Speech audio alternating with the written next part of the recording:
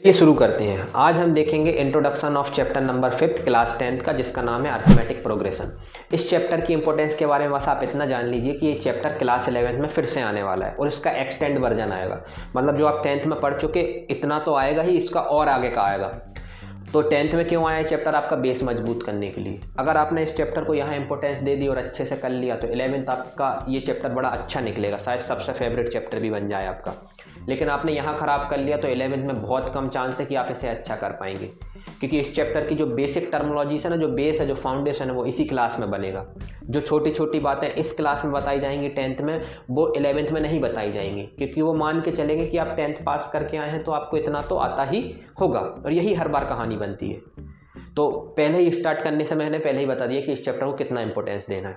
ठीक है, introduction video start कर रहे हैं। इंट्रोडक्शन वीडियो में हम जो भी इंपॉर्टेंट फॉर्मूलेस हैं, जो भी टर्मिनोलॉजीज हैं, जो भी वर्ड्स हैं, उनके बारे में पहले ही पढ़ लेते हैं, ताकि जब हम एक्सरसाइज के बारे में बात करें तो पॉइंट टू पॉइंट बात करें, इधर उधर की बातें ना करें। ठीक है, हमें पहले से क्लियर हो कि इस फॉर्मूले इसमें ये फॉर्मूला लगेगा और ये फॉर्मूला मुझे आता है, लगाना कैसे है वो हम एक्सरसाइज में बात करेंगे। ठीक है, चलो शुरू करते हैं। इसलिए इंट्रोडक्शन वीडियो इतनी ज़रूरी रहती है। ठीक है, चलो सबसे पहले बात करते हैं टर्मिनोलॉजीज पे, कुछ वर्ड्स पे। जब हम बुक पढ़ते हैं, रीड करते हैं ना, तो हमें कुछ वर्ड दिखते हैं, है ना, जैसे सीक्वेंस दिखेगा आपको, सीरीज दिखेगा, प्रोग्रेशन दिखेगा, और आप इन्हीं में कंफ्यूज होते रहेंगे कि यार ये क्या है, सीक्वेंस अलग है कि प्रोग्रेशन अलग है कि सीरीज अलग है कि सब एक ही है। तो सबसे पहले ज़रूरी रहता है टर्मिनोलॉजीज के बारे में कि यार इस चीज़ का मतलब तो पता हो, तब तो मैं समझ पाऊंगा इसको। ठीक है, तो सबसे पहला वर्ड जो आता है वो आता है सीक्वेंस। क्या आता है? सीक्वेंस। तो याद रखिएगा, सीक्वेंस की डेफिनेशन क्या होती है कि एक सेट ऑफ नंबर होता है arrange in some definite order, जो कुछ ना कुछ ऑर्डर फॉलो करता है, and formed according to some rule, मतलब जो कुछ रूल फॉलो करता है। ठीक है, मतलब आपने लिस्ट ऑफ नंबर लिख दिए और वो कुछ ना कुछ रूल फॉलो कर रहे हैं। ठीक है, ये आपको इतना समझ में आ गया। इसका हम एग्जाम्पल से देखेंगे तो और अच्छे से समझ में आएगा। ठीक है, फिर क्या प्रोग्रेशन क्या होता है? क्या ना प्रोग्रेशन सीक्वेंस होती है। क्या ना, अच्छा, मतलब सीक्वेंस और प्रोग्रेशन में ज़्यादा डिफरेंस नहीं है? नहीं, बहुत कम डिफरेंस है, बारीक सा डिफरेंस है। क्या ना, सीक्वेंस की अगली टर्म होती है प्रोग्रेशन। तो प्रोग्रेशन क्या होता है? एक ऐसी सीक्वेंस होती है that follow a certain pattern, कुछ ना कुछ एक पैटर्न फॉलो करती है, फिक्स पैटर्न फॉलो करती है, तो उसको प्रोग्रेशन बोल देते हैं। और सीक्वेंस मतलब कोई भी नंबर लिख दो आप, है ना, कोई भी नंबर लिख दो और वो कुछ ना कुछ रूल फॉलो कर रहे हैं, वो कुछ भी रूल हो सकता है।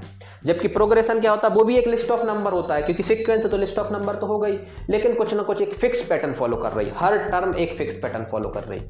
ये बात अब आपको थोड़ा तो समझ में आ गया होगा। अब इसका हम एग्जाम्पल देखते हैं तो आपको और अच्छे से बातें समझ में आएंगी। ठीक है, सबसे पहले डालते हैं सीक्वेंस। तो मैंने बोला, जरा ध्यान से सुनो, मैंने बोला लिस्ट ऑफ नंबर लिखो, आपके मन में जो भी आ रहा है मैं लिखता हूँ, है ना। तो आप बोलोगे भैया आपने लिखा 1, है ना, फिर लिखा 2, फिर लिखा 3, फिर लिखा 4, फिर लिखा 5, और मैं यहाँ रुक गया। मैंने कहा यार अगली टर्म क्या आएगी और उसकी अगली टर्म क्या आएगी? मैंने आपसे पूछा। आपका दिमाग तुरंत एक रूल फॉलो, मतलब समझ जाएगा कि यार एक रूल फॉलो हो रहा है, एक पैटर्न फॉलो हो रहा है कि यार 1 2 3 4 5, तो अगला नंबर होगा 6 और उसका अगला नंबर होगा 7, और आप आगे के भी नंबर बता देंगे। मैंने आपको नहीं बताया कौन सा रूल फॉलो कर रहा है या हो रहा है, आपने खुद ही कैप्चर कर लिया। तो कहना चलो ठीक है, एक दूसरा एग्जांपल दो। तो मैंने बोला देखो 2 4 6 8, और मैं रुक गया। मैंने बोला बताओ यार आगे के नंबर क्या आएंगे? आप बोलोगे यार 2 4 6 8, अरे अगला भैया 10 आएगा, फिर आएगा 12 आएगा, और फिर 14 आएगा। फिर आपके दिमाग ने कैप्चर कर लिया, क्योंकि एक जो नंबर जो लिखे हुए हैं ना, वो एक रूल फॉलो कर रहे हैं, एक रूल फॉलो कर रहे हैं। अब आप बोलोगे चलो चलो कहना वो रूल तो कुछ भी हो सकता है, कुछ भी। जैसे मैंने लिखा 1/1, 1/2, 1/3, 1/4, है ना, 1/4, और इसके आगे मैं रुक गया। फिर मैंने आपसे पूछा बताओ भाई क्या आने वाला है? तो आप बोलोगे अरे यार भैया 1 तो आएगा ही, और नीचे आएगा 1 2 3 4, और यहाँ 5 आएगा, और यहाँ 1/6 आएगा। ये आपने खुद ही कैप्चर कर लिया, मैंने नहीं बताया आपको, है ना। ये दिमाग हमारा खुद ही रूल फॉलो कर लेता है। जैसे जैसे नंबर पढ़ते हैं कि ना, हर नंबर एक पैटर्न फॉलो कर रहा है।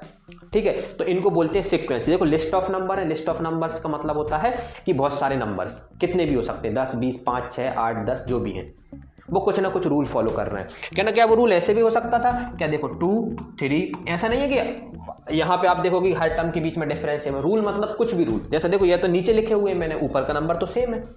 ठीक है, अच्छा ये बताओ 2 3 5 7, ठीक है, 11, और बस फिर मैं आगे रुक गया और फिर मैंने पूछा आपने थोड़ी देर विचार करा, है ना, आपने बोला यार ये कौन सा रूल फॉलो कर रहे हैं, 2 3 5 7 11, फिर आपको दिमाग में तुरंत कैप्चर करा थोड़ी देर बाद, क्या ना, अरे ये तो सारे प्राइम नंबर्स के बारे में बात कर रहे हैं, ये सारे कौन से नंबर्स होते हैं, प्राइम नंबर्स।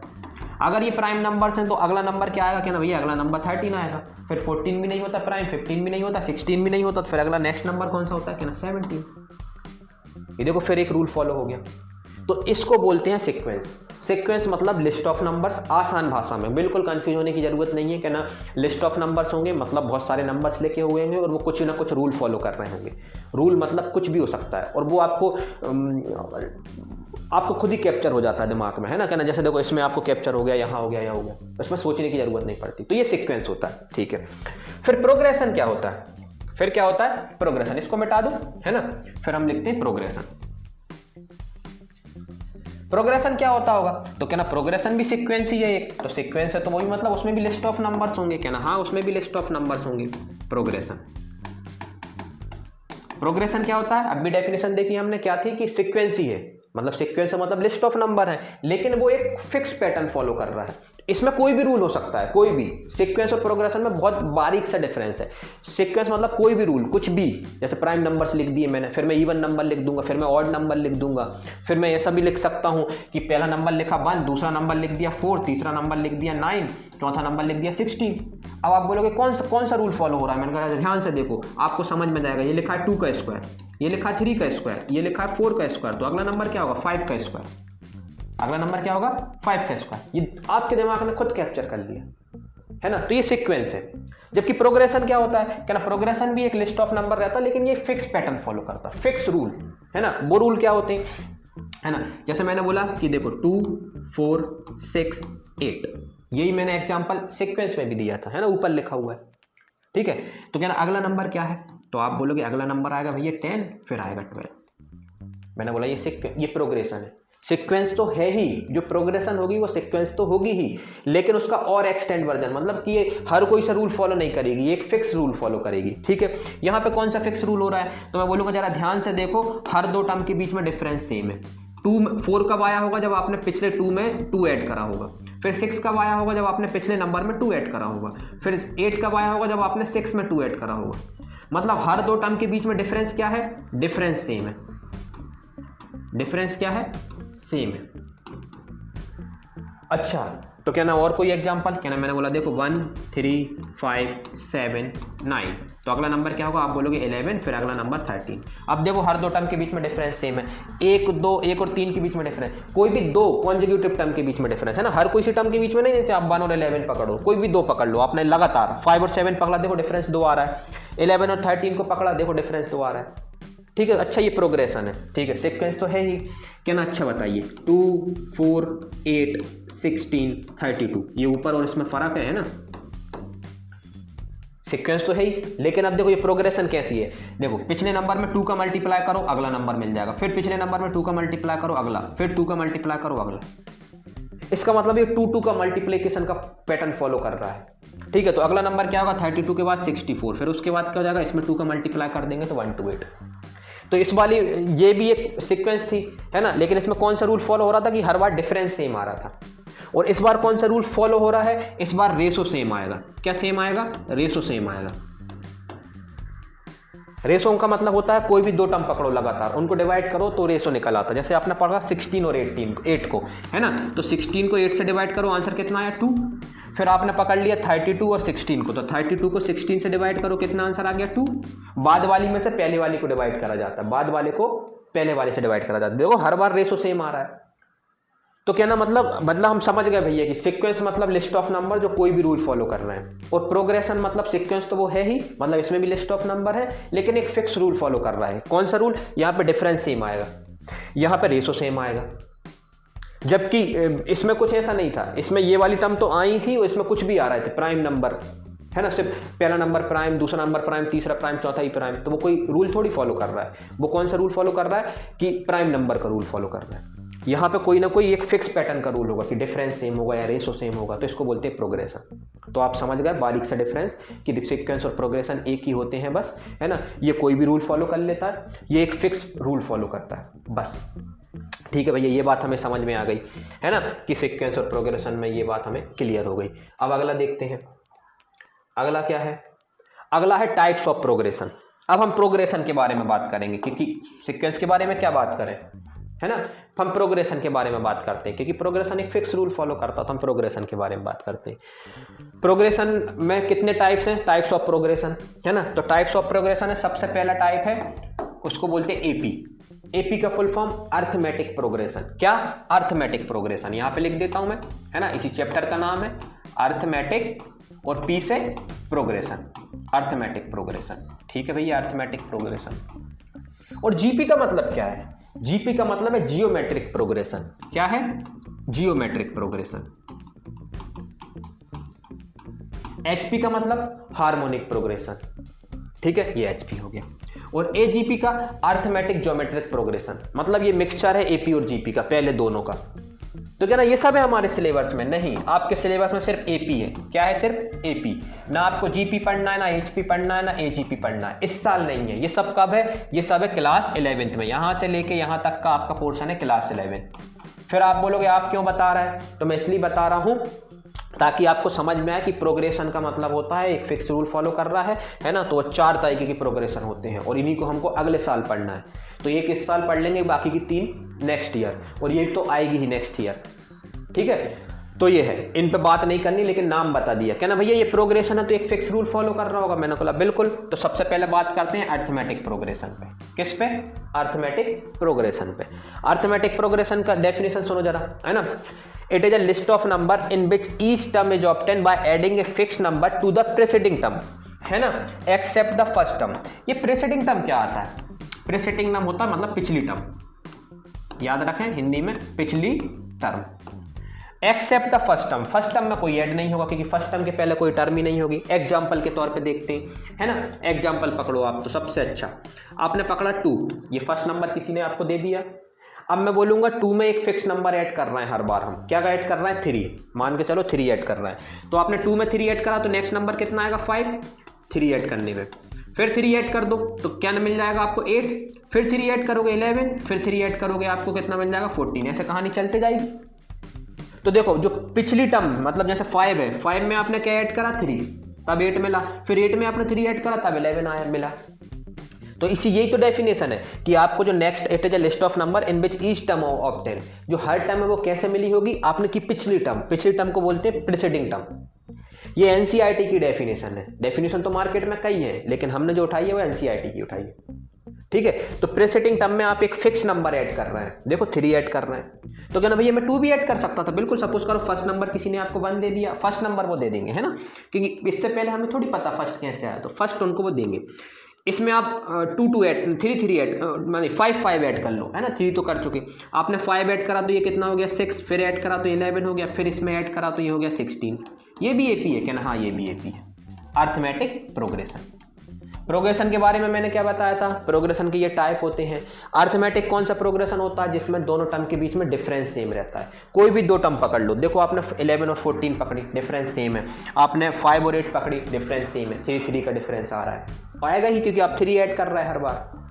तो आपको क्या पता चला कि एपी का मतलब होता है कि ऐसी प्रोग्रेशन जिसमें 2 टर्म के बीच में डिफरेंस सेम हो।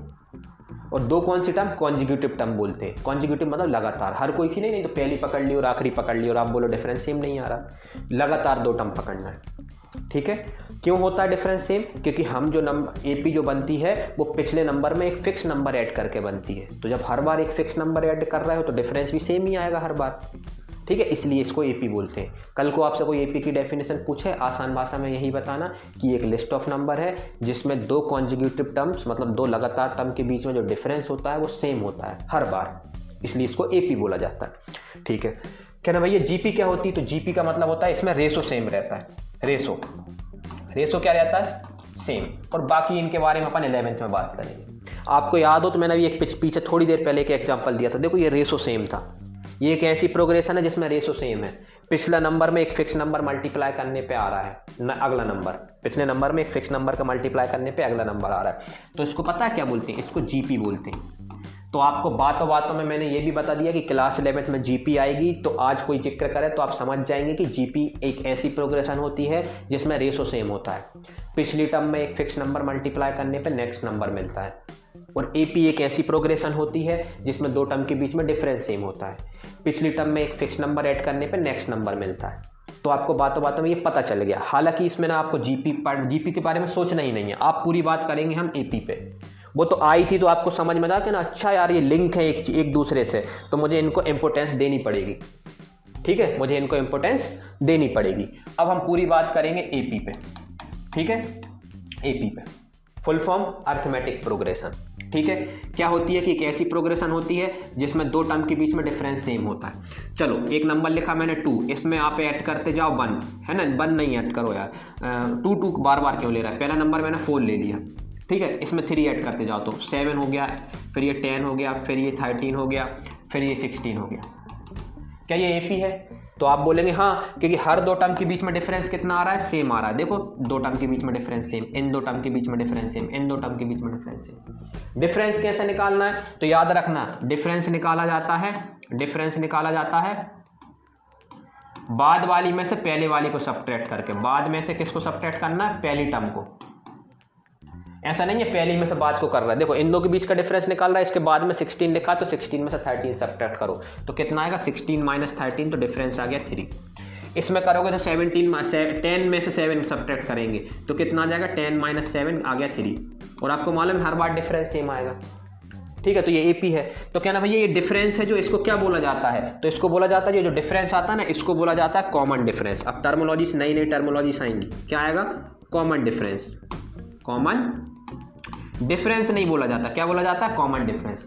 किससे डिनोट करते हैं भैया, तो क्या ना, स्मॉल डी से डिनोट करते हैं। डी कहाँ से आया, ये डिफरेंस के डी से। कॉमन क्यों बोला जाता है, क्योंकि हर दो टर्म के बीच में कॉमन है। ठीक है, तो अच्छा, मतलब ये कॉमन डिफरेंस को हम कॉमन डिफरेंस बोलते हैं, बिल्कुल। और डिनोट किससे करते हैं, डी से। पहली बात, कैसे निकाला जाता है, क्या ना, कोई भी दो टर्म पकड़ो, उसमें से बाद वाली टर्म में से पहले वाली टर्म को सब्ट्रैक्ट कर दो। जैसे यहाँ 16 माइनस 13 कर दिया, है ना, तब भी वही डिफरेंस आएगा। और अगर इन दो को पकड़ लिया तो 10 माइनस 7, तो 10 माइनस 7 कर दो, तब भी वही आएगा। बाद वाली में से पहले वाली को सब्ट्रैक्ट करके डी निकाला जाता है, याद रखेंगे। दूसरे नंबर पे आता है फर्स्ट टर्म। फर्स्ट टर्म नाम से ही समझ में आ रहा है, फर्स्ट टर्म मतलब एपी की पहली टर्म। तो ये एपी है, एपी की पहली टर्म कितनी है, 4। ठीक है, तो फर्स्ट टर्म को डिनोट किससे करते हैं, ए से, स्मॉल ए से, तो ए इक्वल्स टू 4 हो गया। अच्छा, मतलब फर्स्ट टर्म को ए से डिनोट करेंगे, कॉमन डिफरेंस को डी से डिनोट करेंगे, बिल्कुल। ठीक है, अब फिर एक और टर्मिनोलॉजी आती है, टर्म्स। ये टर्म्स क्या होता है, टर्म्स, TERMS, टर्म्स। तो मैं बोलूंगा जो लिस्ट ऑफ नंबर होता है ना, जो भी लिस्ट दी हुई है नंबर्स की, जो उसमें नंबर्स होते हैं उनको बोला जाता है टर्म्स। जैसे ये है फर्स्ट टर्म, ये कौन सी है, फर्स्ट टर्म, क्योंकि पहले नंबर पे बैठा। ये सेकंड टर्म, ये थर्ड टर्म, ये फोर्थ टर्म, ये फिफ्थ टर्म। और ये डैश डैश का मतलब ये कहानी खत्म नहीं, चलते जा रही है, हमने बस यहां तक लिखी है। ठीक है, लेकिन अगर ये डैश डैश हटा दूं तो इसका मतलब है कि ये कहानी 16 पे खत्म हो गई है। कहां खत्म हो गई, 16 पे। तो इसमें कितनी टर्म है, तो 1 2 3 4 5। तो इसमें नंबर ऑफ टर्म कितनी है, 5। नंबर ऑफ टर्म्स है कितनी, 5। ठीक है, टर्म्स। तो नंबर ऑफ टर्म्स को किससे डिनोट करते हैं, टर्म्स तो आपको पता चल गया। ठीक है, तीसरा पॉइंट हो गया। अब चौथे पॉइंट पे देखिए आप, चौथे पॉइंट पे है number of terms. Number of terms, तो नंबर ऑफ टर्म्स को किससे डिनोट करा जाता है, एन से। ये सिंबल याद रखना है आपको, ये सिंबल बता रहे हैं। कॉमन डिफरेंस का डी, फर्स्ट टर्म का ए, टर्म्स तो टर्म्स ही हैं, और नंबर ऑफ टर्म्स को एन। जैसे इस क्वेश्चन में मैं पूछूं आपसे कितनी टर्म्स है, तो आप बोलोगे 5 टर्म्स हैं, क्योंकि 5 नंबर लिखे हुए हैं, 1 2 3 4 5। ठीक है, तो इनको बोला जाता है टर्म्स। चलो, एपी में आप बताओ मुझे अब डिफरेंस। अब एक नोट डाल के लिखना, क्या, डी मतलब कॉमन डिफरेंस। आखिरी बार लिख रहा हूं नाम, क्या लिख रहा हूं, कॉमन डिफरेंस। किससे डिनोट करते हैं, डी से। तो डी क्या हो सकता है, तो याद रखना, डी में बी पॉजिटिव नंबर हो सकता है, नेगेटिव नंबर हो सकता है, और जीरो भी हो सकता है। ये याद रखना, ऑब्जेक्टिव में पूछ सकते हैं कि डी क्या क्या हो सकता है, तो पॉजिटिव नेगेटिव जीरो हो सकता है। क्यों, क्योंकि अभी तक आपने सिर्फ पॉजिटिव देखे हैं। अब सोचो, पहला नंबर लिखा है 16, फिर लिखा हुआ है 13, फिर लिखा है 10, फिर लिखा है 7, फिर लिखा है 4, है ना। 4 और फिर यहाँ पे लिखा हुआ है 12, फिर यहाँ पे लिखा 12, फिर 12, फिर 12 और फिर 12। ठीक है, ठीक है। फिर यहाँ पे लिखा है 2, 3, 4, 5, 6 और ये 7। मुझे बताइए क्या एपी है? आप बोलोगे हाँ एपी है।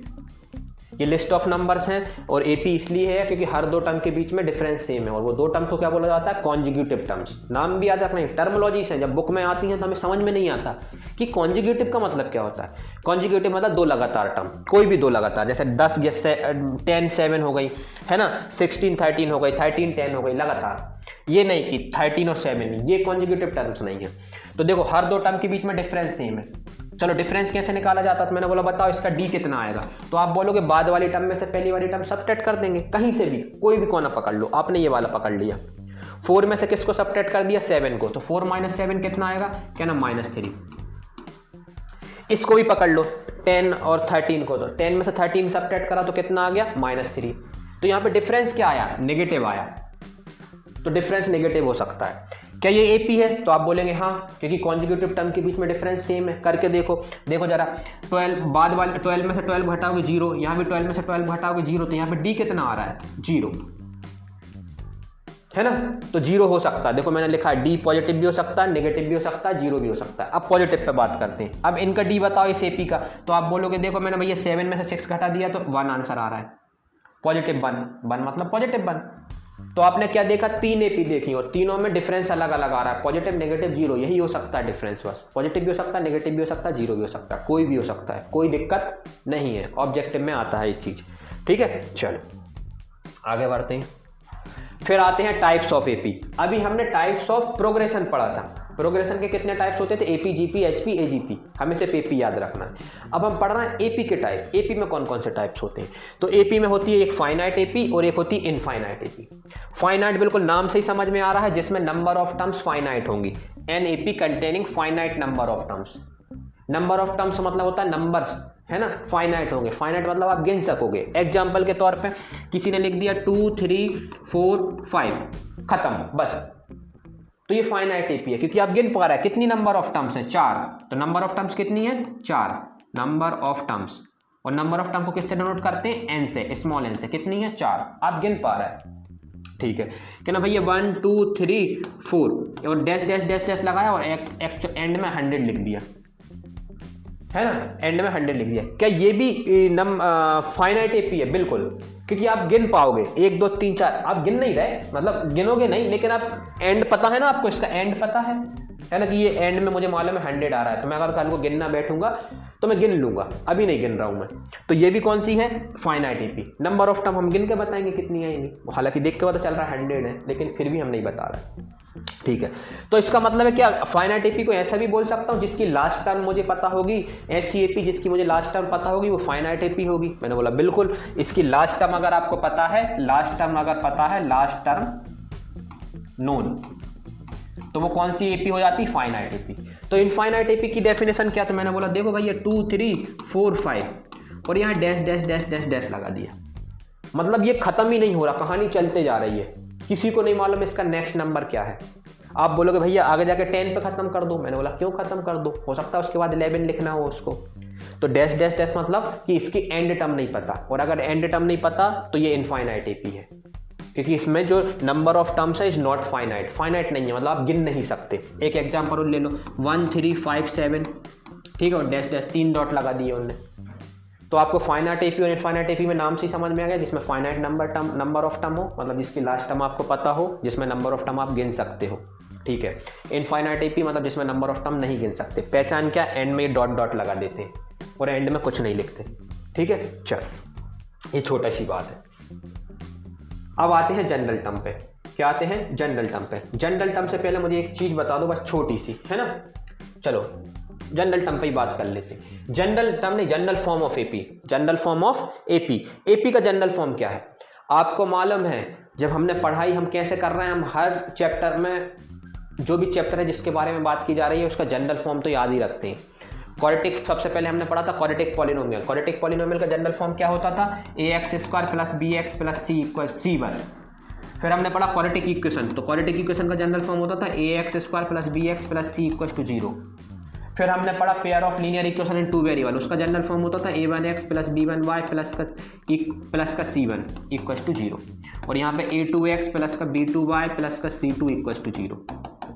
ये हमने जनरल फॉर्म पढ़े थे। जनरल फॉर्म मतलब अगर कभी भी कोई क्वेश्चन दिखेगा एपी का तो वो इसी फॉर्म में दिखेगा, तो इसको बोलते हैं जनरल फॉर्म। तो जनरल फॉर्म याद होना चाहिए, ऑब्जेक्टिव में आता है बिल्कुल सीधा एक नंबर में। तो क्या होता है भैया जनरल फॉर्म, तो देखो जनरल फॉर्म क्या होता है, ए प्लस डी, ए प्लस 2d, ए प्लस 3d, और डेट डैश मतलब कहानी चलते जा रही, रटना नहीं है, मेरी बात ध्यान से सुनो। पहली टर्म को क्या बोलते हो आप, ए, तो ये बोल दिया। नेक्स्ट टर्म कब मिलती है, जब आप ए में एक फिक्स नंबर ऐड करते हो, उसको क्या बोलते हैं, फिक्स नंबर को हम बोलते हैं कॉमन डिफरेंस। डिनोट किससे करते हैं, डी से। तो आप ए में डी ऐड करो, आपने ए में डी ऐड करोगे तो क्या मिल जाएगा, ए प्लस डी। फिर अगला नंबर क्या आएगा, क्या ना पिछले नंबर में फिर डी ऐड करेंगे, कि डी क्यों ऐड करेंगे, क्योंकि डी तो डिफरेंस है, तो इसमें फिर डी ऐड कर दो, तो क्या मिल जाएगा, ए प्लस 2d। देखो ए प्लस डी में डी ऐड करोगे तो ए प्लस 2d, फिर इसमें डी ऐड करोगे तो ए प्लस 3d। क्या ना भैया, ये तो मुझे याद ही नहीं करनी पड़ी, मुझे मालूम है एपी की फर्स्ट टर्म ए होती है और इसमें बार बार डी ऐड करना है, तो ए प्लस डी हो जाएगा, फिर इसमें डी ऐड कर दो तो ए प्लस 2d हो जाएगा, ऐसे ए प्लस 3d, ए प्लस 4d, ऐसे चलती जाएगी कहानी। क्या ना, अच्छा तो ये तो जनरल टर्म तो मैं बिल्कुल समझ गया, तो मुझे मालूम था। कई बार इसे हम देखते हैं तो हमें समझ में नहीं आती, लेकिन ऐसे सोचेंगे तो हमें समझ में आ जाती। तो हमने क्या देखा कि general form of AP, objective में ए प्लस डी, ए प्लस 2d, ए प्लस 3d, और भी चलते जाएगी है ना, आपको जहां तक लेके जाना है। अब आते हैं nth term of AP. nth term of AP सबसे आईएमपी, यहां से आते हैं आपके फॉर्मूले यूज होने लगे जाएंगे, यहां से आपको फॉर्मूले बनेंगे। तो nth टर्म ऑफ एपी, ठीक है, इसी को बोला जाता है general term of AP. General term, वो जनरल फॉर्म था, ये जनरल टर्म है, ठीक है, कंफ्यूजन मत पालना। अब तो जनरल फॉर्म हो गया, जनरल टर्म हो गया, है ना, जनरल फॉर्म हो गया। अब जनरल टर्म, इसी को हम बोलते हैं nth टर्म ऑफ एपी, ठीक है। यहां से आपका फॉर्मूला यूज होना शुरू हो जाएगा, फॉर्मूले बनेंगे। क्या ना, होती क्या है पहले तो ये बताओ, और डिनोट किससे करते हैं फिर ये बताओ, है ना। तो सबसे पहले मैं डिनोट बता दे रहा हूं, डिनोटेड बाय an, ए लिखेंगे और नीचे n लिख देंगे, क्योंकि ए तो किसको डिनोट करता है, फर्स्ट टर्म को, है ना, तो लेकिन उस पर n लिख देंगे, तो इसका बोलता है nth टर्म। क्या पढ़ा जाता है इसको, nth टर्म, n और ऊपर th और नीचे लिख देते हैं टर्म।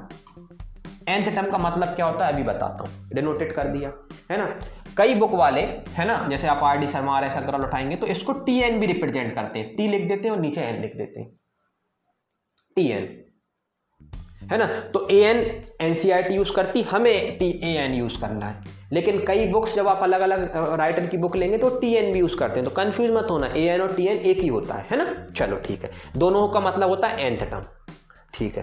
क्या होता है भैया फॉर्मूला nth टर्म का, तो मैंने बोला देखो फॉर्मूला होता है a plus n minus 1d, a plus n minus 1d, ये होता है फॉर्मूला nth टर्म का।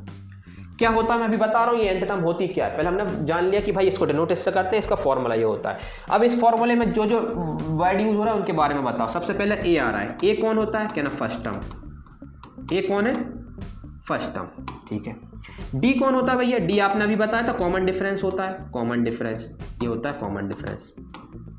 फिर ये एन कौन होता है ना, तो क्या एन का मतलब अब भी आपको बताया था थोड़ी देर पहले, नंबर ऑफ टर्म्स।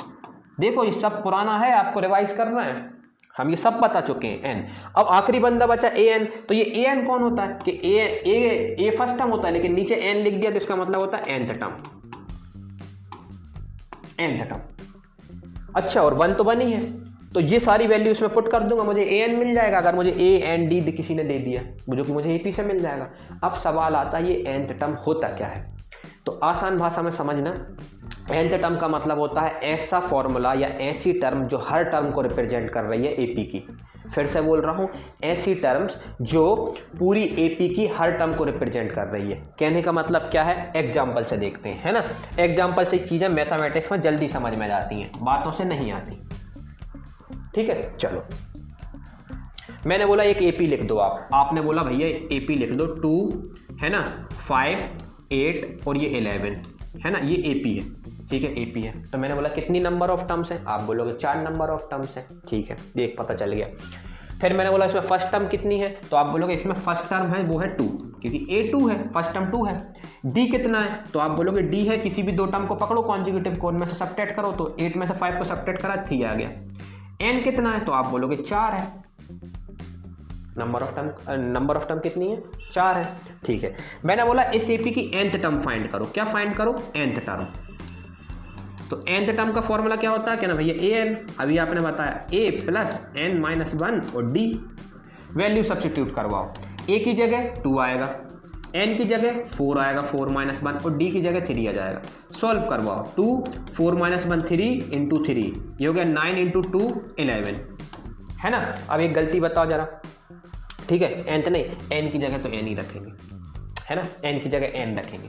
अभी नंबर ऑफ टर्म्स एक काम करो, हमें नहीं मालूम ये कितनी है, n टर्म्स है, कितनी है n टर्म्स, अगर 4 रख दोगे तो 4th टर्म दे देगा आपको, है ना। तो नंबर ऑफ टर्म्स कितनी है, n है, हमें नहीं मालूम कितनी है, तो हमने मान लिया नंबर ऑफ टर्म्स n है, तो n की जगह n रखना है आपको, n की जगह अगर आप 4 रख दोगे, वो भी मैं रखवा के बताऊंगा आपको, तो आप आंसर आपका 11 आ जाएगा, है ना। तो आप बोलोगे nth टर्म तो बनी ही नहीं है, तो आंसर आ गया, क्योंकि आपने n की जगह एक नंबर रख दिया। समझाते हैं अभी, a की जगह रखो आप 2, n की जगह n रखना है, n माइनस 1, और d की जगह कितना रखना है, 3, तो आपने 3 रख दिया। सॉल्व करो, 2 प्लस ये 3 इससे मल्टीप्लाई हुआ तो 3n माइनस का 3, और सॉल्व कर लो तो ये बन जाएगा 2 माइनस 3 मतलब माइनस 1, ठीक है, और 3n और ये हो गया माइनस 1। ये आपकी nth टर्म आ गई, इस AP की nth टर्म आ गई, ठीक है, इस AP की क्या आ गई, nth टर्म। अब इसका मतलब समझते हैं, इस AP की nth टर्म आ गई, अब इसका मतलब समझते हैं, ठीक है, कि nth टर्म का मतलब क्या है। मैं बोलूंगा ये हर टर्म को रिप्रेजेंट कर रही है, हर टर्म को क्या कर रही है, रिप्रेजेंट कर रही है। कैसे, n की जगह 1 रखो, आप जैसे ही इस फॉर्मूले में n की जगह 1 रखोगे तो 3 इंटू 1 माइनस का 3 इंटू 1 3 माइनस 1 2, देखो इसने फर्स्ट टर्म दे दी।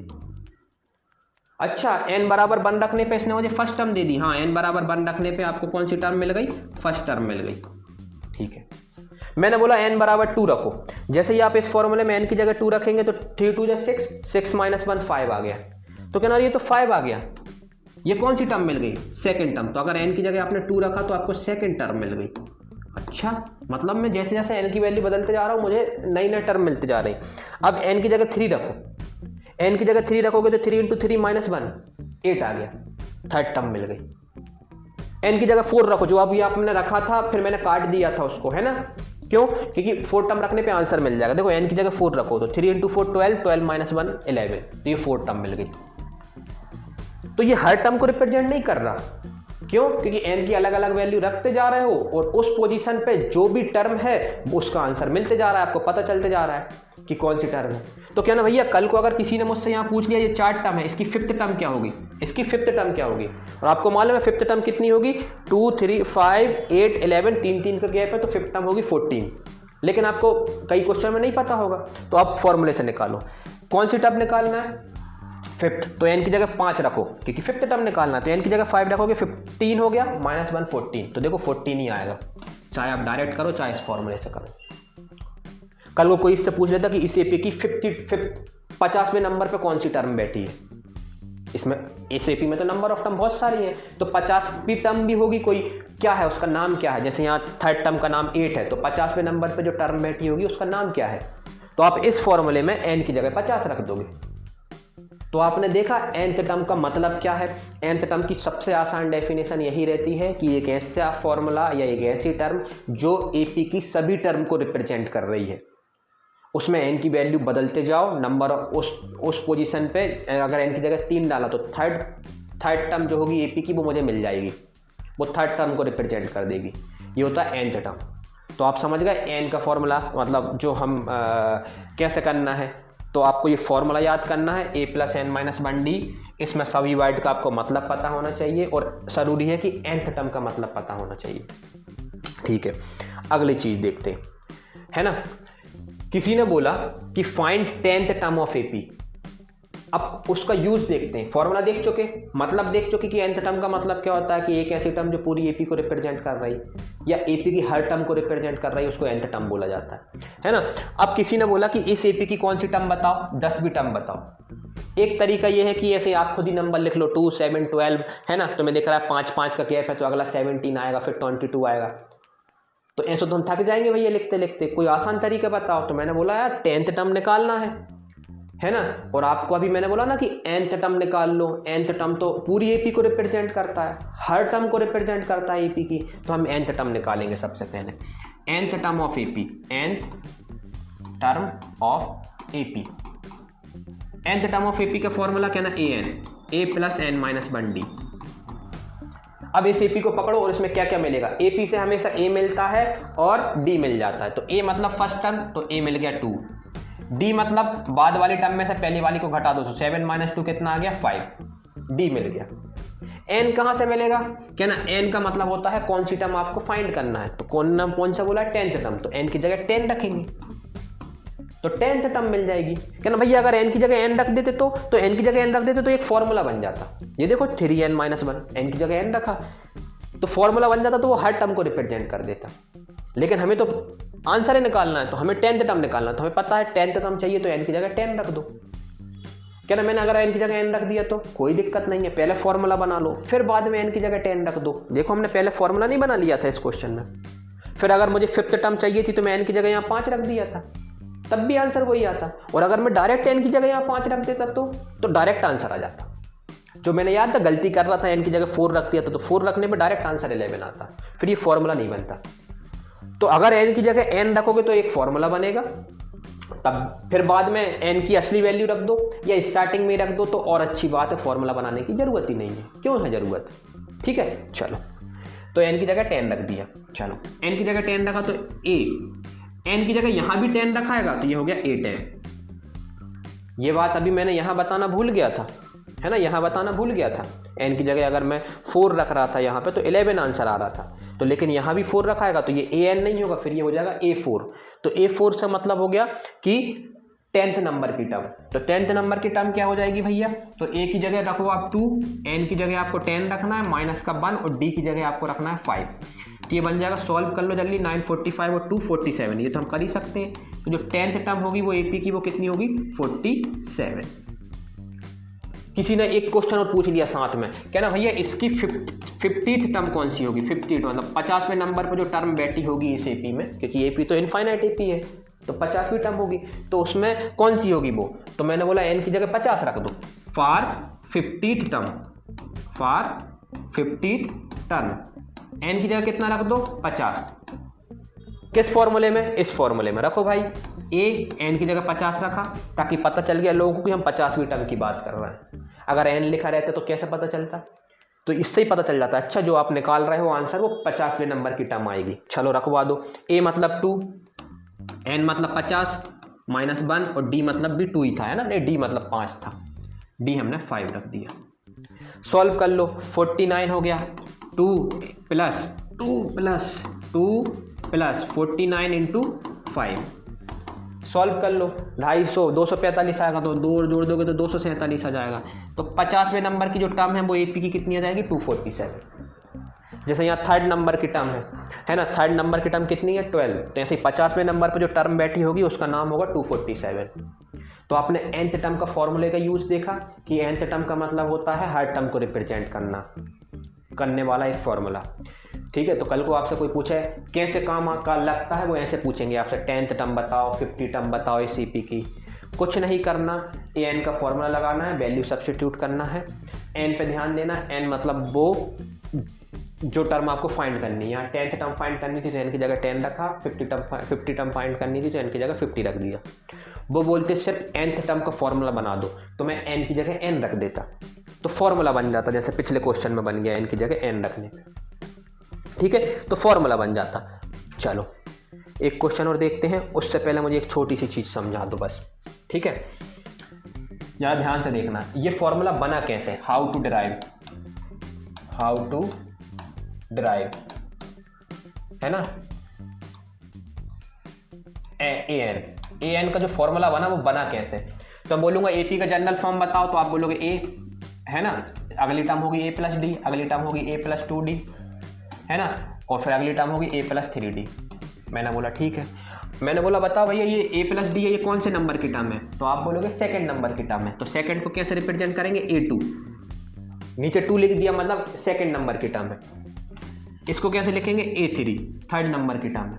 इसको कैसे लिखेंगे, A4, 4th नंबर की टर्म है। और ये 1st नंबर की टर्म है, तो याद रखिएगा 1st नंबर की टर्म को A1 भी लिखते हैं, तो A1 लिखें या A लिखें बात एक ही है, 1st टर्म होती है, ठीक है। तो जरा ध्यान से देखो इस फॉर्मूले को देखो। और किसी ने बोला इस AP में n टर्म है, कितनी टर्म है, n टर्म है, तो जिसकी nth टर्म होगी वो nवें नंबर पे, जो यहाँ पे n टर्म्स है, लास्ट टर्म एन टर्म है, तो अगर nth नंबर की जो टर्म है वो निकालना होगा तो कैसे निकलेगी, जरा ध्यान से देखना। अगर यहाँ 2 था तो d कितने आए, 1 आया। यहाँ 3 है तो d कितने आए, 2 आए। यहाँ 4 है तो d कितने आया, 3 आया, मतलब 1 कम आ रहा है। तो अगर मुझे nth टर्म निकालना है an, तो अगर यहाँ n है तो ऊपर एक n कम आएगा, है ना, एक d कम आएगा, सॉरी, तो a तो उतना ही आएंगे, a ही आएगा, एक d कम आ जाएगा, तो n-1d, इसमें से n-1d। क्या अच्छा ये फॉर्मूला ऐसे बना, बिल्कुल लोगों ने ऐसे ही सोचा, एक फिक्स पैटर्न फॉलो कर रहा था। देखो अगर यहाँ 4 है तो यहाँ 3d आया, तो अगर यहाँ n है तो वहाँ आएगा n-1d, क्योंकि ये हो गया 4-1, ये है 3-1, ये है 2-1d, तो वो हो जाएगा n-1d। तो आपने फॉर्मूला ड्राइव करना सीख लिया कि उन्होंने फॉर्मूला कैसे ड्राइव करा होगा। चलो ये भी पता होना चाहिए कि ना फॉर्मूला बना कैसे, उन्होंने सोचा कैसे, ठीक है। चलो एक क्वेश्चन और देखते हैं। Determine the AP whose third term is 5, है ना। अब ये वर्ड प्रॉब्लम है, तो वर्ड प्रॉब्लम चलो देखो गिवन कैसे लिखते हैं। उन्होंने बोला जो एपी की थर्ड टर्म है वो कितनी है, 5। ये तो इंग्लिश में लिखा है, मैथमेटिक्स में कैसे लिखोगे, हमें पता है थर्ड टर्म है मतलब a लिखेंगे, नीचे 3 लिख देंगे, तो थर्ड टर्म है कितनी, 5, ठीक है। और सेवंथ टर्म कितनी है, 9 है, सेवंथ टर्म है 9, तो a लिखेंगे, नीचे 7 लिख देंगे, इक्वल टू में 9 लिख देंगे, ताकि लोगों को पता चल जाए सेवंथ टर्म है 9, थर्ड टर्म है 5, ठीक है। हमें कौन सा क्या फाइंड करना है, हमें एपी फाइंड करना है। एपी मतलब first term, second term, third term, fourth term, 4 term लिखेंगे और फिर डॉट डॉट लगा देंगे, फिर तो कहानी चलते जाएगी ऐसी कहानी, ठीक है। मुझे एक छोटी सी चीज़ बताओ भाई जरा, मैंने बोला ए एन का फॉर्मूला क्या होता है, तो आप बोलोगे a प्लस का n-1d, है ना। देखो मैंने बोला थर्ड टर्म बताओ, ए एन का फॉर्मूला बताओ, तो आप बोलोगे a प्लस n-1d। मैंने बोला थर्ड टर्म बताओ, तो आप n की जगह 3 रख दोगे, तो 3 रखोगे तो ये बन जाता है a प्लस का 2d। फोर्थ टर्म क्या होती, a प्लस का 3d। तो कल को आपसे कोई 50 पूछ ले तो n की जगह 50 रखने से अच्छा आप डायरेक्ट भी तो बोल सकते हो कि एक d कम कर दो, a प्लस 49d।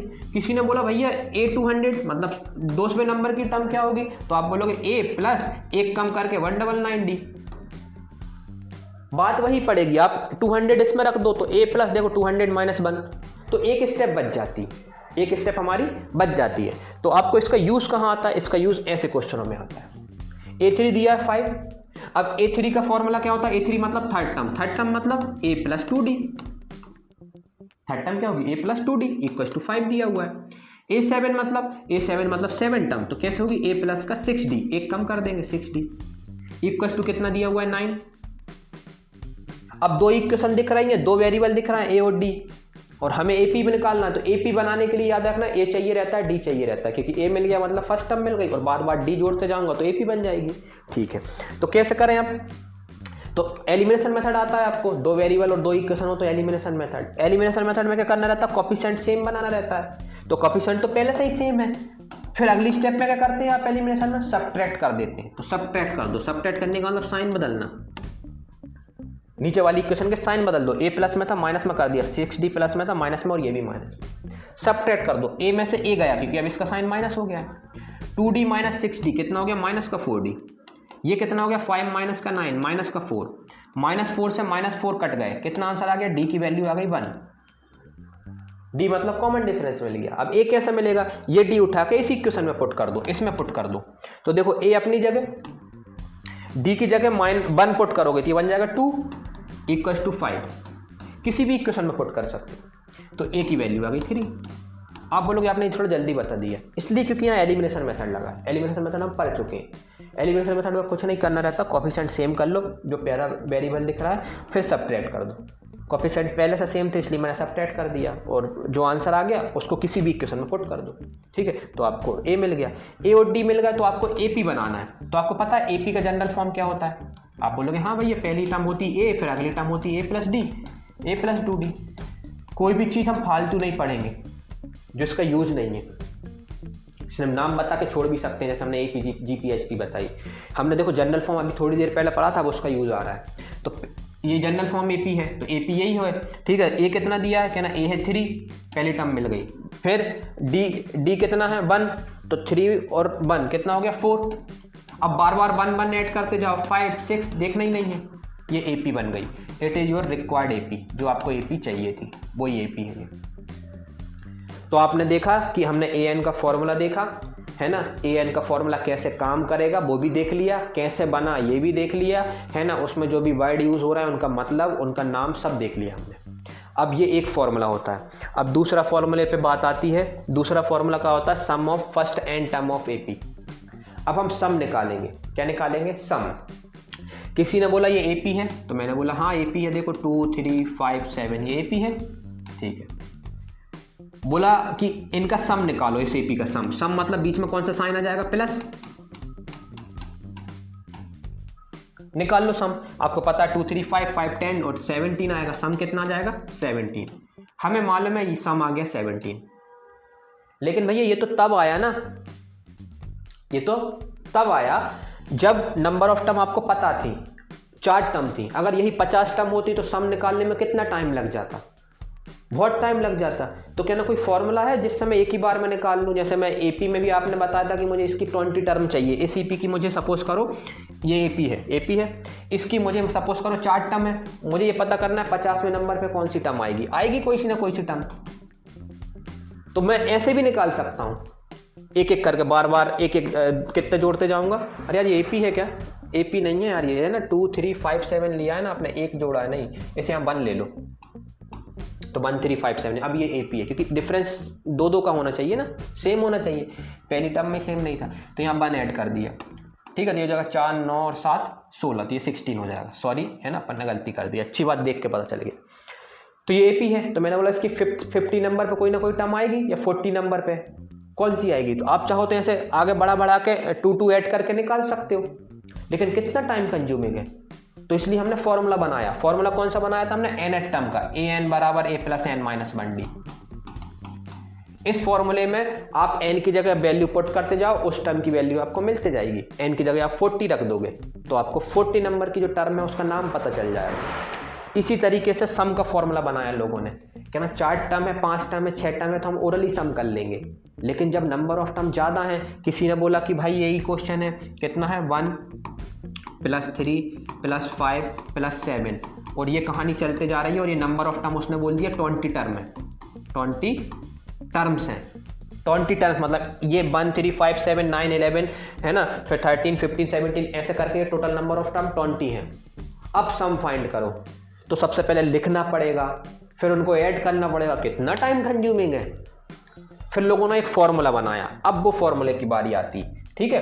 तो अब पहले ये चीज़ें समझी जाती हैं कि भाई फॉर्मूले की ज़रूरत क्यों पड़ी, ऐसी थोड़ी कि लोगों ने बना दिया, अपनी सहूलियत के लिए पड़ी, है ना। पैदल चलने से काम नहीं बन रहा था क्या हमारा, कि हम एक जगह से, एक शहर से दूसरी जगह पैदल जा सकते थे। पहले लोग जाते थे पैदल, एक शहर से दूसरी जगह पैदल चले जाते थे। फिर हमने बाइक क्यों बनाई? क्योंकि हमने अपनी सहूलियत के लिए, हमारा काम जल्दी हो जाए। फिर हमने कार क्यों बनाई? और जल्दी हो जाए। ट्रेन क्यों बनाई? और जल्दी हो जाए। तो यही फंडा यहाँ पे लगता है। ऐसा नहीं है कि आप ओरली नहीं निकाल सकते, बिल्कुल निकाल सकते हो भाई, लेकिन टाइम लगेगा और वो टाइम उतना हमारे पास है नहीं देने को। हमें तो पेपर टाइम पे ख़त्म करना है, तो हमने फॉर्मूला बनाया लोगों ने, ठीक है। इसीलिए चलो, सम का फॉर्मूला क्या होता है? तो सम का फॉर्मूला होता है s है तो सम है तो s आएगा, n मतलब फर्स्ट n टर्म का सम। फॉर्मूला होता है n/2, ठीक है, n/2, ठीक है, n/2 bracket 2a + n - 1d, 2a + n - 1d, n/2 2a + n - 1d, ये फॉर्मूला होता है। अच्छा, वो जो अंदर है वो nth टर्म का फॉर्मूला होता था a + n - 1d, ये 2a + n - 1d है, ठीक है, दोनों में फ़र्क है ना। यहाँ 2 आ जाता है, n। इसमें सारी टर्मिनोलॉजी आपको पता है। a पता है फर्स्ट टर्म, n मतलब नंबर ऑफ टर्म, d मतलब कॉमन डिफरेंस, और sn रिप्रेजेंट करता है किसको? Sum of first n term, first n term of AP, first n term of AP। एक वर्ड है जिस पे लोग ध्यान ही नहीं देते, वो है फर्स्ट। ये AP की कोई सी भी टर्म का सम नहीं है, नहीं तो आपने यहाँ पे लिख दिया कि कोई सी भी नंबर ऑफ टर्म का सम है। ये पहली फर्स्ट n टर्म का सम है, मतलब स्टार्टिंग यहाँ से होगी, ये 1 लिखा हुआ है ना। अब इसमें और अच्छे से समझते हैं। अब इस क्वेश्चन का सम आपने निकाला है, 16 आया है। अब इसी का सम मैं फॉर्मूले से निकालता हूँ। कितनी टर्म है ये? 4 टर्म का सम निकालना है, तो n की जगह कितना आ जाएगा? 4, तो मैंने लिखा s और यहाँ लिख दिया 4, ठीक है, s4 मतलब S4 का मतलब क्या नहीं समझोगे आप? पहली 4 टर्म का सम, 4 टर्म का सम नहीं, फर्स्ट 4 टर्म का सम। बहुत फर्क है कहने में भाई। फोर्थ टर्म का मतलब होता है एपी की कोई सी भी फोर्थ टर्म, एपी तो इतनी बड़ी है, कोई सी भी फोर्थ टर्म। और फर्स्ट फोर्थ टर्म का मतलब होता है स्टार्टिंग की 4 टर्म का सम। तो ये फर्स्ट पर जरूर ध्यान दिए, लोग इस पर ध्यान ही नहीं देते 11 तक, ठीक है। S4 है ना, फॉर्मूले में वैल्यू पुट कर रहे हैं हम, तो ये S4 हो गया, क्योंकि n की जगह 4 रखा, तो यहाँ भी 4 रखा है n की जगह, तो 4/2 कितना बन जाएगा 2, पहले लिख लेते हैं 4/2। फिर a की जगह कितना पुट करना है, AP की फर्स्ट टर्म कितनी है 1, ठीक है, तो मल्टीप्लाई कर देता हूँ भाई, 2 × 1 2 हो जाएगा, प्लस n-1, n मतलब 4 रखना है, ये देख के पता चल गया, तो 4 - 1 3 हो जाएगा, ठीक है, ये 3 हो गया। d कितना आ रहा है आपका इस AP का, d आ रहा है 2, क्योंकि सारी टर्म 2 के गैप पे है, तो ये 2 आ गया मल्टीप्लाई में, ठीक है। S4 4/2 2 हो गया, 3 × 2 = 6 और 2 8 हो गया, सम इंटू करा 16 आ गया, तो S4 आ गया 16। S4 का मतलब है पहली 4 टर्म का सम है 16। क्या आपने भी वही निकाला था, देखो ओरली, देखो ओरली 16 आया था, फॉर्मूले से भी वही आएगा, आना ही है, कैसे भी कर लो। तो आपको प्रूफ भी हो गया कि फॉर्मूला सही है। कैसे काम करता है आप ऐसे लगा भी लेते हैं, कई बार एग्जाम में गड़बड़ हो जाती है, प्लस माइनस की, चेक कर लो, अपनी मर्जी से क्वेश्चन बना लो। तो आपने देखा, फिर हमने AP का सम का फॉर्मूला देखा, है ना। अब जरा सम के फॉर्मूले में जरा ध्यान से सुनो, है ना, अब कुछ टर्मिनोलॉजी सुनो जरा। सबसे पहले हमने देखा कि SN का फॉर्मूला देखा, n/2 2a + n-1d। कल को अगर किसी ने n की जगह 2 पुट कर दिया तो ये बन जाएगा S2। तो S2 का मतलब है sum of first 2 term of AP, first 2 terms of AP की पहली 2 टर्म का सम, कोई सी भी टर्म का नहीं, पहली 2 का। S3 मतलब पहली 3 टर्म का सम, ठीक है। एग्जाम्पल के तौर पे समझाता हूँ, 1 3 5 7 ये AP है, और इसमें बहुत सारी टर्म है, सपोज करो 50 टर्म्स है। कितनी टर्म्स है ये, 50 है। मैंने बोला S3 निकालो, तो S3 जब निकाल तो दोगे n की जगह 3 रख के, आंसर भी आ जाएगा। जो आंसर पता है क्या आएगा, पहली 3 टर्म का सम आएगा, 5 और 3 8 और 9 आंसर आएगा, समझे। तो अगर किसी ने S4 लिखा मतलब पहली 4 टर्म का सम आएगा। कहीं से भी कोई बोले कि यार SAP की ये 3 टर्म का सम निकाल दो, है ना, सेकंड से नहीं निकलेगा, इस फॉर्मूले से नहीं निकलेगा, ठीक है, इस फॉर्मूले से ये पहली 3 का ही निकलेगा। हाँ, आप कलाकारी जरूर कर सकते हो दिमाग लगा के कि मुझे इन 3 का चाहिए, तो मैं पहली 4 का निकाल लूंगा, क्योंकि फॉर्मूला तो स्टार्टिंग से काम करेगा। पहली 4 का निकाल लूंगा, उसमें से फर्स्ट माइनस कर दूंगा आंसर में से। ये एक तरीका है, आपने खुरापाती दिमाग, है ना, लेकिन फॉर्मूला काम नहीं करेगा। फॉर्मूला तो पहली 3 का बताएगा, पहली 4 का। ये बात समझ में आ गई आपको, ठीक है, ये बात समझ में आ गई। अब दूसरी बात सुनो, ये मिटा रहा हूं मैं। दूसरी बात क्या है कि भैया अगर सपोज करो इन AP number of term is n, number of term बराबर n। AP में नंबर ऑफ टर्म n है ना, एक AP है उसमें नंबर ऑफ टर्म n है, तो उसकी लास्ट टर्म क्या होगी, तो आप बोलोगे उसकी जो लास्ट टर्म है, लास्ट टर्म को L से रिप्रेजेंट करते हैं, तो लास्ट टर्म हो जाएगी an। क्यों, सपोज करो एक AP में 3 टर्म है, एक AP में कितनी टर्म है, 3 टर्म है, तो उसकी लास्ट टर्म क्या होगी, जो थर्ड नंबर पर टर्म होगी वो लास्ट होगी। तो थर्ड नंबर की टर्म को मैथमेटिक्स में कैसे बोला जाता है, थर्ड नंबर की टर्म को बोलेंगे अपन A3, तो जो उसकी A3 होगी वही लास्ट टर्म होगी, A3 ही लास्ट टर्म हो जाएगी, क्योंकि थर्ड नंबर पे AP में 3 ही टर्म है, तो 3 ही टर्म है, जो तीसरे नंबर की टर्म है उसको लास्ट टर्म बोल देंगे। तो अगर AP में n टर्म है, n ही टर्म है, तो जो उसकी लास्ट टर्म है उसको अपन an बोल देते हैं, क्योंकि उसमें एनी टर्म है, तो जो उसको आखिरी बंदा है वही लास्ट टर्म हो जाएगी, वही nth टर्म हो जाएगी, कोई फर्क नहीं पड़ने वाला, ठीक है। तो इससे फर्क क्या पड़ा, कौन सी बटन दब जाती है ना, इससे क्या हुआ, तो इससे ये हो गया कि SN बराबर एक फॉर्मूला और काम कर जाता है यहाँ पे, n/2, 2a के मैं 2 टुकड़े कर दूं, a + n-1d, बिल्कुल कर दिया। फिर अब आपको मालूम है a + n-1d को तो आप an बोल सकते हो, अब भी आपने देखा था nth टर्म का फॉर्मूला ये होता है a + n-1d। इसका मतलब है भैया कि n/2 है ना, a प्लस का an हो गया, मैंने बोला बिल्कुल an हो गया। और अभी मैंने बोला कि अगर AP में लास्ट टर्म an है, तो इस फॉर्मूले को क्या मैं ऐसे नहीं लिख सकता, SN बराबर n/2 a + l, बिल्कुल लिख सकता हूँ। तो इसका मतलब है कि AP के 2 फॉर्मूले बन गए, सम के 2 फॉर्मूले बन गए। हाँ, सम के 2 फॉर्मूले बन गए, पहला formula n/2 2a plus n minus 1d, ये पहला फॉर्मूला बन गया। और दूसरा फॉर्मूला क्या बन गया? दूसरा फॉर्मूला बन गया जब लास्ट टर्म पता हो, लास्ट टर्म पता हो तो a प्लस एल, दोनों ही फॉर्मूले हैं, कोई सा भी यूज कर लो। ये कब यूज करा जाता है? ये फॉर्मूला यूज करा जाता है when last term is known, when last term is known, मतलब आपको मालूम हो लास्ट टर्म। एग्जाम्पल के तौर पे बताता हूं, सपोज करो किसी ने लिखा 1 है ना, फिर लिखा 3 5 7 है ना, और यहाँ लिख दिया 11, और फिर ऐसे ऐसे करते गए है ना, और यहाँ पे लिख दिया 1 3 5 7 11, और यहाँ पे लिख दिया 31, ठीक है, और 1 3 5 7 ऐसा, ठीक है, ये चलती जा रही कहानी। अब आपसे पूछा है कि बताओ सम फाइंड करना है, तो आप कौन सा फॉर्मूला लगाएंगे? तो इस एपी की लास्ट टर्म नहीं पता मुझे, है ना, तो मैं फॉर्मूला लगाऊंगा पहला वाला, लास्ट टर्म ही नहीं पता। लेकिन इस एपी की मुझे लास्ट टर्म पता है, देखो लास्ट टर्म कितनी 31, कहानी 31 पे खत्म हो गई, तो इसमें ये वाला फॉर्मूला लगाऊंगा। तो क्या ना, इसमें ये वाला नहीं लगा सकता? बिल्कुल लगा सकते हो, इस वाले में आप ये वाला भी लगा सकते हो, लेकिन जल्दी बात है ना, जल्दी किससे जल्दी आ जाएगा? देखो फॉर्मूला देख के पता चल रहा है, इससे जल्दी आंसर आ जाएगा, तो इससे ये वाला लगाएंगे हम, लास्ट टर्म वाला। तो अगर लास्ट टर्म पता है तो लास्ट टर्म वाला लगाएं, नहीं तो नहीं पता तो पहला वाला लगाएं। ये भी आप सुन लो, है ना, ये भी आप पता होना चाहिए हमें, ठीक है। चलो, ये आपको पता चलेगा कि दोनों फॉर्मूले कब कब काम आने वाले हैं, ठीक है। अब इसका एक क्वेश्चन देख लेते हैं। क्वेश्चन है फाइंड सम ऑफ एपी, इस एपी की सम निकालना है। कितनी टर्म्स तक है? 10 टर्म्स तक निकालना है, मतलब इसे ये ऐसे नंबर कितनी बार लिखे हुए? 10 बार लिखे हुए, ठीक है। तो सम का फॉर्मूला हमें पता है n/2 2a plus n minus 1d।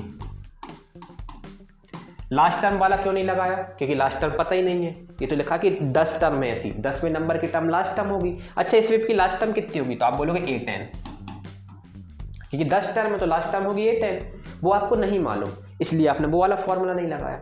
चलो, ये वाला फॉर्मूला लगाया, जरा वैल्यू सब्स्टिट्यूट करवाओ। आपको मालूम है n मतलब नंबर ऑफ टर्म कितनी है? 10 ही टर्म का सम निकालना है, तो 10/2। फर्स्ट टर्म कितनी है? 2, तो 2 × 2 4, सॉल्व करते जाएंगे भाई, छोटी मोटी कैलकुलेशन। तो n मतलब नंबर ऑफ टर्म, मतलब 10 है, 10 - 1 कितना हो गया? 9। और इस एपी का d बताओ, तो आप बोलोगे 12 में से 7 सब्ट्रैक्ट कर दो, 5 आ जाएगा। सॉल्व कर लो, ये कितना हो गया? 5, ये हो गया 4, ये हो गया 45, 45 + 4 हो गया 49, 49 × 5 करोगे कितना आ जाएगा भाई आपका? 50 × 5 250 होता, 245 आ गया। आपका सम कितना आ गया? 245।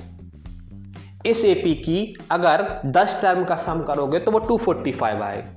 कैसे निकाला? फॉर्मूले से। ओरली भी निकाल सकते थे कर करके, लेकिन बहुत लगता क्या ना, अगर इसी फॉर्मूले में मुझे इसी क्वेश्चन में मुझे दूसरा फॉर्मूला लगाना पड़ता, क्या लगा सकता हूं? बिल्कुल लगा सकते हो, लेकिन दिमाग लगाना पड़ेगा। दूसरा फॉर्मूला कौन सा होता है? दूसरा फॉर्मूला होता है n/2 a + l, यही होता है। n पता है मुझे 10 है नंबर ऑफ टर्म, a पता है मुझे कितना है? 2 है। l मतलब लास्ट टर्म होता है। लास्ट टर्म कहां से लाओगे? तो क्या ना, मैं ला सकता हूं भैया, क्योंकि मुझे मालूम है नंबर ऑफ टर्म है 10, तो ये जो a10 होगा वही तो लास्ट टर्म होगी, यही क्या होगी? Last term. तो मैंने बोला बिल्कुल सही है, a10 लास्ट टर्म होगी, तो a10 निकाल सकते हो। आप बोलोगे हाँ a10 में निकाल सकता हूं, तो मैं बोलूंगा कैसे? तो आप बोलोगे भैया a10 मतलब फॉर्मूला लगा दूंगा a + 9d। अभी आपने सिखाया था nth टर्म का फॉर्मूला होता है an = a + n - 1d, और अभी आपने सिखाया कि a10 निकालना तो एक कम करके d लिख दो, a + 9d। 12 टर्म निकालना होता तो a + 11d, तो a + 9d। और भैया मुझे a और d मालूम है, a कितना है? 2, और d कितना है? d है 5। इसमें रखा 45 और 2 47, तो भैया मैं यहाँ 47 मिल गया मुझे a10, और a10 ही लास्ट टर्म है, तो इसका मतलब है मुझे लास्ट टर्म मिल गई है कितनी? लास्ट टर्म कितनी मिल गई है मुझे? 47। तो मैं वैल्यू सब्स्टिट्यूट कर रहा हूँ, n की जगह 10 रखना है, ये हो गया 10/2, a मतलब 2, और ये हो गया आपका 47। लास्ट टर्म कितनी? a10 कैसे निकाला? a + 9d से, ठीक है। 10/2 हो गया 5, ये हो गया 49, 49 × 5 देखो सेम आएगा, 49 × 5 245 हो गया, ये S10 हो गया। S10 मतलब sum of first 10 term of AP, पहली 10 टर्म का सम, 245। दोनों से सेम आंसर आया। एक ही क्वेश्चन को मैं दोनों मेथड लगा के बता दिया आपको। ऐसा नहीं है नहीं लगते, लग जाते हैं, लेकिन ये आसान पड़ा ना, क्योंकि इसमें दो काम करने पड़े, पहले 10 टर्म निकालना पड़ा। लेकिन अगर यही क्वेश्चन में अगर हमें ऐसा क्वेश्चन दिया होता, ये कैसा क्वेश्चन दिया होता, यही क्वेश्चन ऐसा दिया होता, देखो कैसा दिया होता, जरा ध्यान से देखना। मैं आपको हर तरीके से सिखाने की कोशिश कर रहा हूँ, है ना, ताकि दिमाग तरीके से काम करे। 2 लिखा है, 7 लिखा है, 12 लिखा है, ठीक है, और लिख दिया 245। 10 ही टर्म है ये, क्योंकि 10वीं टर्म मैंने 245 ले ली। इस एपी का मुझे सम चाहिए। क्या चाहिए मुझे? सम। अब पता है, और इसमें बोल दिया कि नंबर ऑफ टर्म n 10 है, नंबर ऑफ टर्म कितनी है? नंबर ऑफ टर्म 10 है। अब बताओ कौन सा फॉर्मूला लगाओगे? ये भी लगा सकते हो, ये भी लगा सकते हो। आसान कौन सा पड़ेगा? L वाला। क्यों? क्योंकि भैया लास्ट टर्म पता है 245 है, ए भी मालूम है, और n भी दिया हुआ, नंबर ऑफ टर्म 10 है। ये वाला भी लग सकता है, लेकिन टाइम कंज्यूमिंग है ना यार भाई। ये आपको मालूम होना चाहिए। कितना अच्छा है, उन्होंने 2 फॉर्मूले दे दिए, क्या ना, आप दिमाग लगा के लगा लो भाई, तुम्हें कौन सा आसान पड़ रहा है। आपके घर में बाइक भी है, कार भी है, आपको 10 किलोमीटर जाना है, तो बताओ कार निकालोगे क्या? कितना निकालोगे, रिवर्स करोगे, कितना टाइम कंज्यूमिंग है? उससे अच्छा बाइक में बैठ के चले जाओ। अगर यही डिस्टेंस 100 किलोमीटर होगी तो क्या ना, बाइक निकालने में तो जल्दी होगी, लेकिन 100 किलोमीटर जल्दी नहीं पहुंचाएगी, कार जल्दी पहुंचा देगी, है ना। और दोनों जगह आप पहुंच कार से भी सकते हो, बाइक से भी सकते हो, तो दोनों फॉर्मूले एक ही हैं, एक ही से तो दोनों ड्राइव हुए, तो फॉर्मूले में कोई डिफरेंस नहीं है। यूज पे डिफरेंस है कि कहाँ कौन सा यूज करना है, ये हमें आना चाहिए, ठीक है, ये हमें सीखना है। तो यहाँ पे ये कहानी खत्म होती है, ठीक है, यहाँ पे ये कहानी खत्म होती है। एक क्वेश्चन हो रहा है क्या? Find the sum of first 100 positive integers. पहली 100 पॉजिटिव इंटीजर्स का सम निकालो। तो ये तो वर्ड प्रॉब्लम में है, तो पहले मैथमेटिक्स में लिखते हैं। तो पहली 1000 पॉजिटिव इंटीजर स्टार्ट होते हैं 1 से, तो सेकंड होता है 2, फिर होता है थर्ड 3, इनका सम निकालना, बीच में प्लस का साइन लगा दूं। और ये कितनी टर्म्स है? ये 1000 टर्म्स है, 1000 टर्म्स है। क्यों ऐसा पता चला 1000 टर्म्स है? क्योंकि 1000 पॉजिटिव इंटीजर के बारे में लिखना है, 1000 है तो 1000 ही लिखाएंगे, यहाँ से यहाँ तक 1000। तो सम निकालना है, तो सम का फॉर्मूला मुझे पता ही है, n/2 है ना, n/2 2a + n - 1d। इसमें क्या क्या पता है मुझे? सब पता है। देखो a मालूम है क्या? तो आप बोलोगे हाँ, a मतलब 1, AP की फर्स्ट टर्म, बिल्कुल। d मतलब कॉमन डिफरेंस, 2 - 1 1, ठीक है। n मतलब नंबर ऑफ टर्म, कितनी टर्म्स हैं? 1000, क्वेश्चन में ही दिया है 1000, ठीक है। a मिल गया, n मिल गया, d मिल गया, ठीक है, वैल्यू सब्स्टिट्यूट कर दूंगा, आंसर आ जाएगा, जो कि आप कर लेंगे।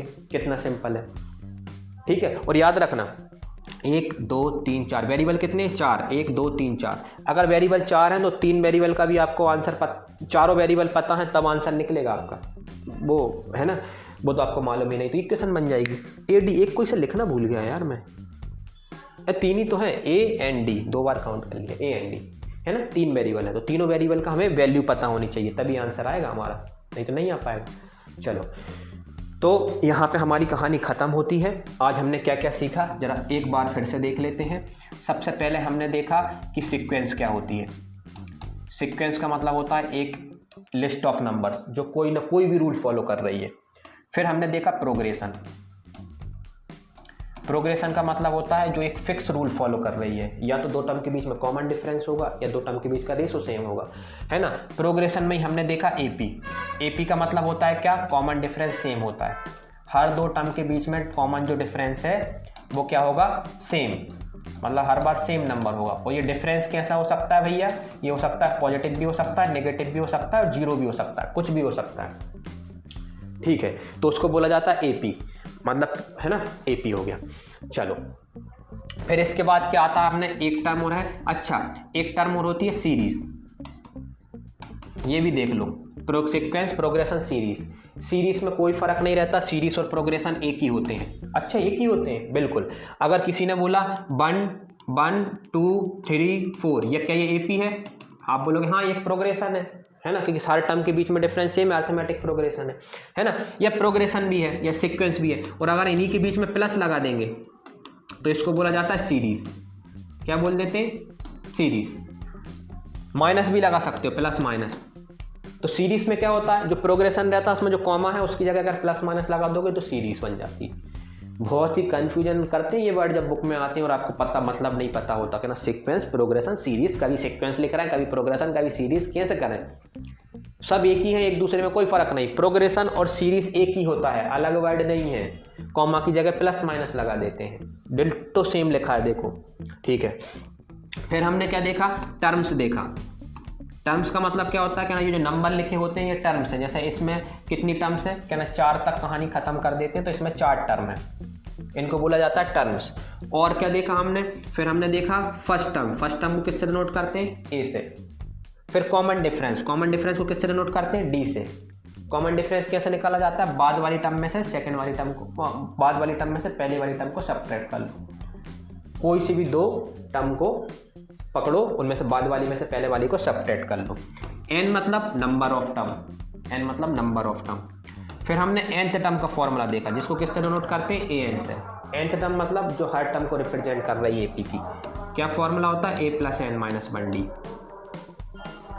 फिर हमने देखा कि अगर इसी AP का सम निकालना हो तो कैसे फॉर्मूला होता है? क्या ना, SN से होता है, n/2 2a + n - 1d। और एक और होता है n/2 a + l। ये कब लगाया था? जब लास्ट टर्म पता हो। और आपको मैं बता दूं इसका फॉर्मूले का प्रूफ कैसे करते हैं? AP को एक बार सीधा लिखते हैं, एक बार उल्टा लिखते हैं, जोड़ देते हैं, आंसर आ जाता है। आप बोलोगे आपने क्यों नहीं कराया? क्योंकि इंट्रोडक्शन वीडियो में इसके प्रूफ की जरूरत नहीं है, लेकिन इसका प्रूफ मैंने अलग से वीडियो बनाया है, प्ले लिस्ट में ही मिल जाएगा आपको क्लास 10 की।